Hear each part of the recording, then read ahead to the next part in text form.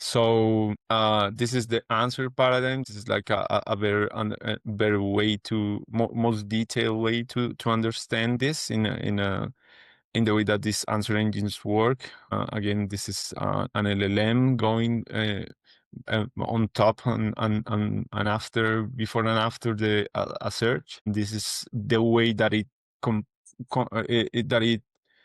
we have to understand. So we don't have to optimize or game the search engine anymore. We rather have somebody working for us to find the right answer for us. So that's why we are seeing on research that authority and these other signals that used to be really big for the search engines are not the key element. We are seeing other things. So that's why it's important to really drill down that this is a different kind of game. For example, this is what we got out of our first sample. This is a graphic that we have in the AEO blueprint book. That is the result of our starting research. We have already gathered many more data points and volume of data. So this is what we got at the end. The most cited website types are brand websites, because mostly of our searches are going to find, or what we want is find brand recommendations in a sense. But the second item in here is review sites. So we can see how much importance do answer engines give to any of these sources, and we can already assume kind of a route that they take. So they might check social media communities for signals. This is called, I think I had a word for it, but they search for different things, different kind of sources, not only review sites, because those can be gamed as well, but also directories, communities, and social media for common denominators, for brand mentions in there. And then once they have made up their mind as to what are the top 5, 6, this name changes every time. It could even give you one brand recommendation. Once that's set up, they will go to the brand website and gather the information there.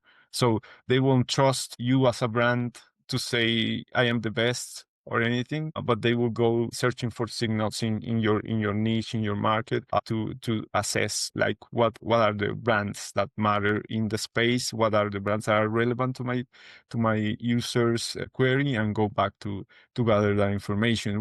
Some interesting kind of trick that I'm seeing here that is also working for this is like answer engines are reliant on energy, on how much tokens they have available for solving a search.